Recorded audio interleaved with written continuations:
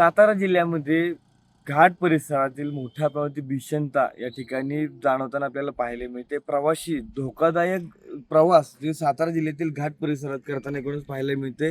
गेल्या 2 दिवसांपूर्वी आंबेनळी घाटामध्ये मोठा भीषण अपघात हा झालेला पाहायला मिळाला. या अपघातामध्ये 8 जण दुर्दैवी मृत्यू या ठिकाणी सातारा जिल्ह्यातील प्रवाशांचा सातारा जिल्ह्यातील युवकांचा झाला एकूणच पाहायला मिळालं. दरम्यान सातारा जिल्ह्यातील संपूर्णच घाट परिसराची अवस्था आहे ती दुर्दैवी पाहायला मिळते. आपण सध्या आहोत साताऱ्यातील महाबळेश्वरला जोडणारा राज्य महामार्ग विटा महाबळेश्वर या परिसरात असणारा केळगर घाट या ठिकाणी या घाटाला कोणत्याही प्रकारची तटबंदी अथवा कोणत्याही प्रकारच्या संरक्षण भिंती या ठिकाणी नसलेला पाहायला मिळत आहेत. प्रवासी आहे ती धोकादायक प्रवास या घाट परिसरातून करताना एकूणच पाहायला मिळतंय. मोठ्या नावावरती जीवघेणा प्रवास या घाट परिसरामध्ये होतोय. सातारा जिल्ह्यातील केळगर घाट असेल, पसरणी घाट असेल, आंबेनळी घाट असेल, पोलादपूर घाट असेल, या घाटांमध्ये मोठ्या प्रमाणावरती तटबंदी संरक्षण भिंती नसल्यामुळे अपघात होत आहेत.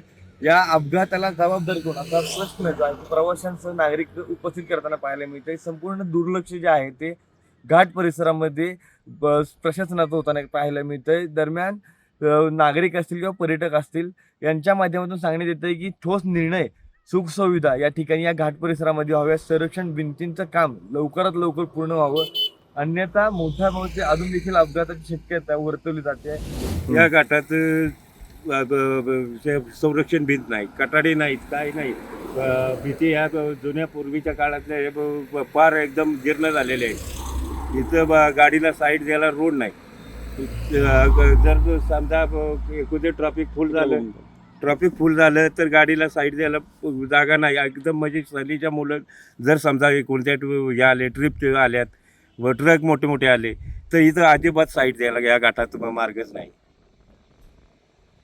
अपघात म्हणजे नेहमीच अपघात होते ते. ट्रक किती खाली जाते ते डोंगराखाली. परत हे गाड्या किती खाली जातात. कितीतरी माणसं अशी मरून पडते ते या घाटातनं.